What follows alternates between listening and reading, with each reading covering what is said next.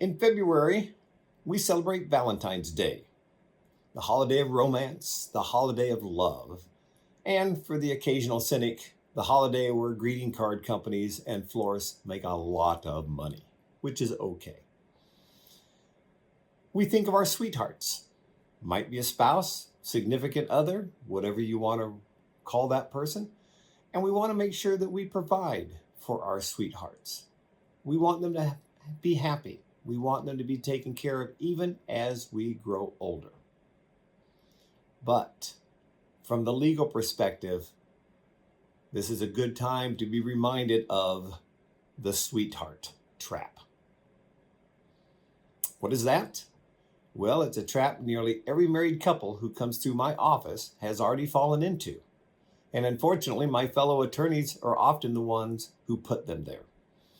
So what's a sweetheart trap? Most married couples are people in long-term relationships. If they have wills, will have what is commonly called a sweetheart will, and what I prefer to call an I love you will. An I love you will is one that reads like this. And if you have wills, go get it out. Go take a look at it. I would bet good money that you're going to find what I'm about to say is exactly describing your will. So the will starts off with the typical paragraph saying that you are sound mind and memory and revoking prior wills. Typically then there's a paragraph identifying your spouse or significant other, your family. A paragraph saying pay your last debts. A paragraph saying pay any last administrative expenses or taxes. And then the paragraph that says that you're leaving everything to your spouse. And your spouse has the identical will. I call these I love you wills because essentially you are saying to your spouse, honey, I love you so much.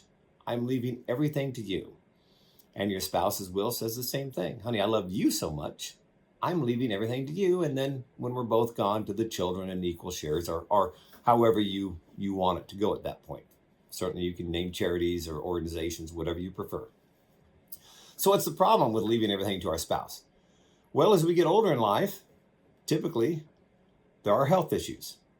And one spouse will sometimes, and actually more often than not, end up in a nursing home.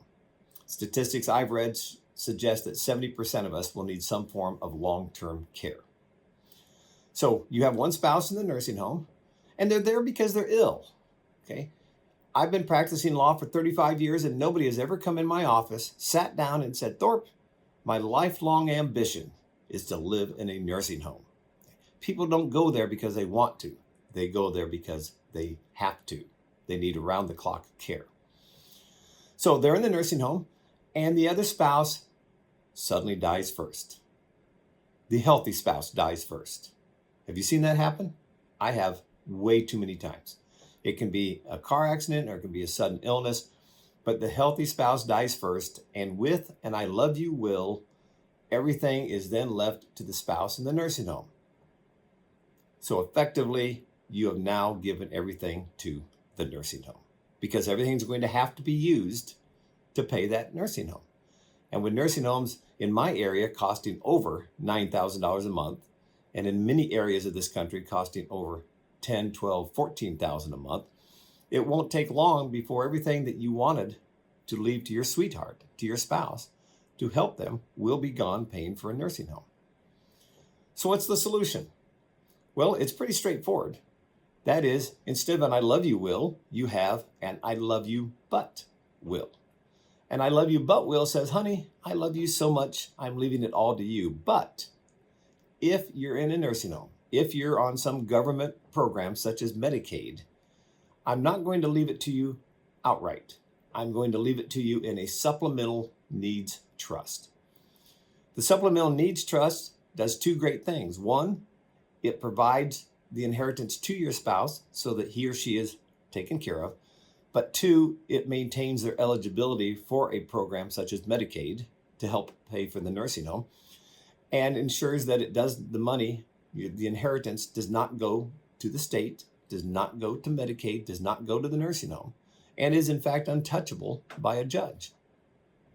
And so in that fashion, you have solved the sweetheart trap. You have avoided the dreaded I love you will because now you are caring for your spouse. You're providing for your spouse, but you're doing it in a protected fashion. And as a side note, the Supplemental Needs Trust terms created by your will also include where that money goes when your spouse dies and whatever might be left in the trust, typically, again, to the children. The same sweetheart trap, though, applies to other areas of life. The biggest is IRAs, annuities with a designated beneficiary, life insurance policies. Who do we name as the beneficiary on our life insurance policies? Well, of course, we name our spouse. In some states, you have to, or if you don't, your spouse has to sign off saying that that's not required. Although that requirement is more common with IRAs than life insurance, but still, it's a very common requirement. And so there again, you have life insurance. Your spouse is in the nursing home. You die first, and all that life insurance is just going to the nursing home. To solve that problem, along with creating an I love you but will, you need a qualified elder law attorney, such as Facer Law Office, to craft not just a document, not just a will, but to craft a complete and comprehensive plan that includes taking care of the issues with the IRAs and the life insurance and the 401ks. So while you celebrate Valentine's Day, while you enjoy your loved ones, while you enjoy maybe going out to eat on February 14th, beware the sweetheart trap and contact us to fix it.